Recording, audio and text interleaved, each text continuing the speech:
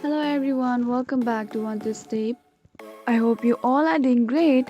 So in today's video, I'm gonna guide you through the tutorial video of how to sign out of Twitch. So if you use Twitch application but you don't know how to sign out of Twitch, then this video is for you.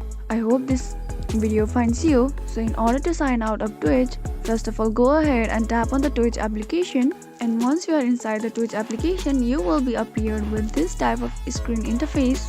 Click on the human icon which is appeared on the top of the screen in the left side. Now click on the account settings. Scroll down and there you see logout option.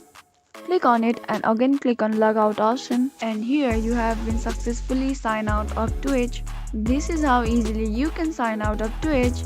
So if you found the video to be helpful, please do not forget to subscribe to our channel and also press the notification bell for more updates. I'll see you again in next video. Goodbye till then.